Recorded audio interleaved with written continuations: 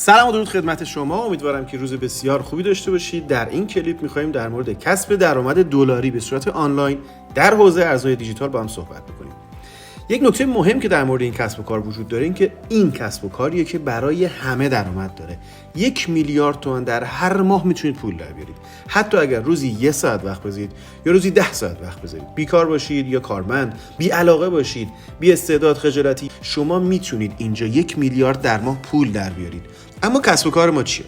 یه مقدمه داره. میگه هزاران سال پیش مبادله کالا به کالا بود تا اینکه پول اختراع شد. پول کاغذی متمرکزه. متمرکز یعنی چی؟ یعنی که در کنترل دولت و بانک‌ها و اداره مالیاته. حتی وبسایت‌ها و شبکه‌های اجتماعی متمرکزن. چرا؟ چون اطلاعات کاربران توی سرورهای مرکزی ذخیره‌اند و این اصلا به نفع کاربران نیست.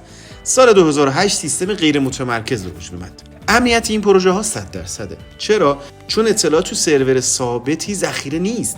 اطلاعات به صورت بلاکچین تو کل اینترنت ذخیره است و در اختیار هیچ فرد یا سازمانی نیست. بلاکچین یک روش جدیدی است برای رمزنگاری. ارزهای دیجیتال بر مبنای بلاکچین به وجود اومدن و اطلاعات توی کل اینترنت پخشه. هر کاربر خودش میشه یه سرور. کاربر بیشتر میشه غیر متمرکزتر، میشه امنیت و ارزش بسیار بالاتر. بیت کوین سال 2008 به وجود اومد، اما تا سال 2024 20 میلیون برابر شد.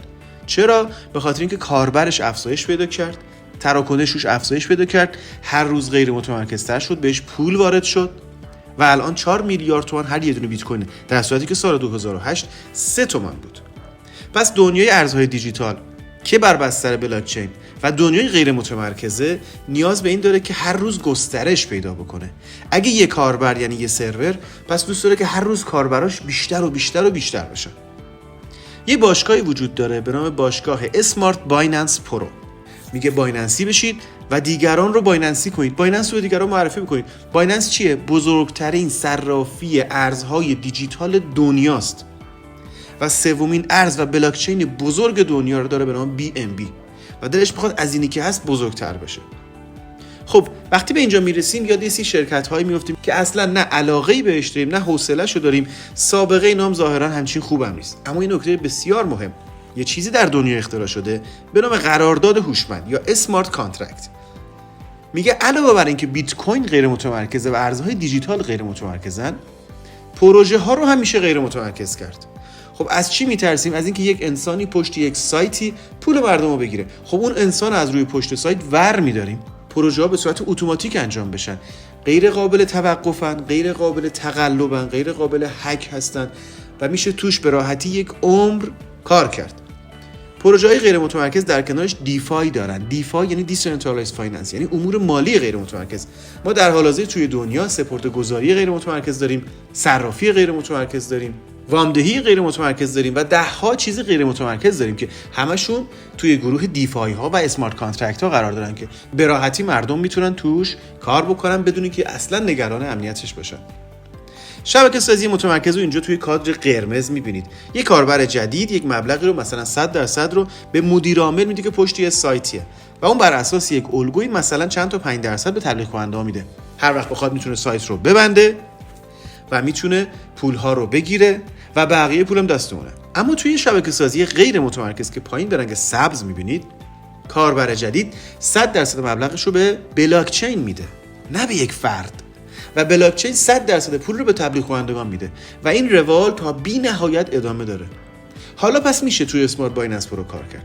چیکار کنیم؟ به اندازه $100 ارز بایننس بخرید برای رجیستر و ثبت نام.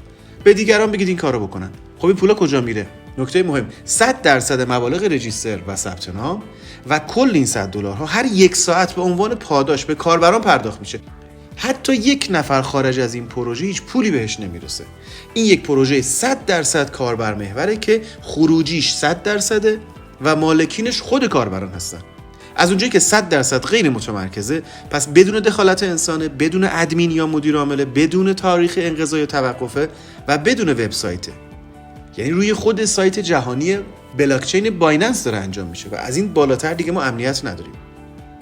خب در ازای این $100 چی به ما داده میشه؟ 2 تا لینک رفرال یا تبلیغ بهتون داده میشه.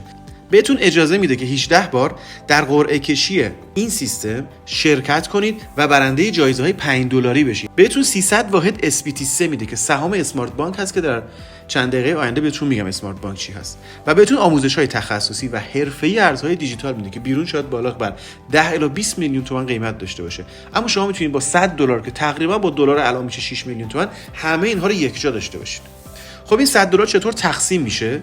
90% و $90 میره به قسمت توسعه دهندگان، اونهایی که افراد جدید رو معرفی میکنن و این باشگاه رو بزرگ میکنن و توسعه میدن. 5% به قسمت اسمارت گیفت یا همون قرعه کشی میره و $5 میره به قسمت ریوارد کلیک.